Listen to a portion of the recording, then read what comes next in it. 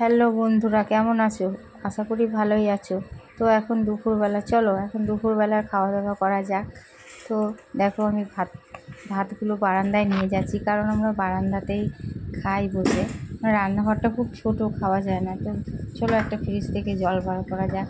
তো দেখো আমি একটা ঠান্ডা বোতল বার করলাম, কারণ গরমটা তো প্রচণ্ড। এত গরম। দেখো আমি কী কী রান্না করেছি। ভাত, উচ্ছে আলু দিয়ে ভাজা আর চিকেন। তো চলো ভাতগুলো বাড়া যাক। আমার ছেলে ভাতটা বাড়া হচ্ছে, বেড়ে নিলাম। ভাত বাড়ানো হয়ে গেছে। এবার আমার ছেলে ভাতটা মাখাতে হচ্ছে, কারণ ও মাখিয়ে খেতে পারে না, সব ভাতগুলো বাইরে পড়ে যায়। তো মাখিয়ে দিলেও সুন্দরভাবে খেয়ে নেয়, তাই জন্য ভাতটা আমাকে মাখিয়ে দিতে হয়।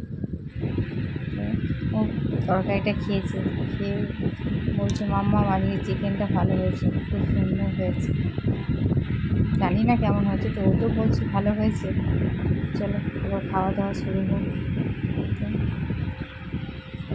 এবার খেতে বসে আমরা একটু টিভি দেখি, কারণ ও ভিতরের ঘরে টিভি আছে।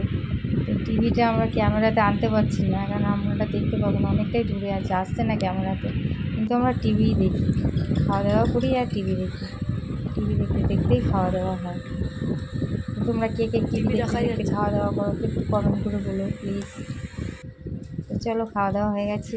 তো চলো এবার হাতটা হাত ধুয়ে এবারে ভালো করে হাত মুখ ধোয়া হয়ে গেলে এবার কটা একটু থালা বাসন আছে, সেগুলো মেজে নিই, কারণ আমি সঙ্গে সঙ্গে বাসন সঙ্গে সঙ্গেই মাজি, ফেলে রাখি না।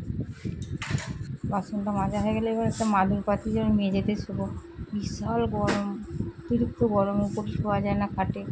তো আমরা নিচেই ঘুমাই দুপুরবেলাটা। চলো এবার আমার ব্লগটা শেষ করি। যদি ভালো লাগে তো প্লিজ চ্যানেলটাকে একটু সাবস্ক্রাইব করে দিও। Bye bye.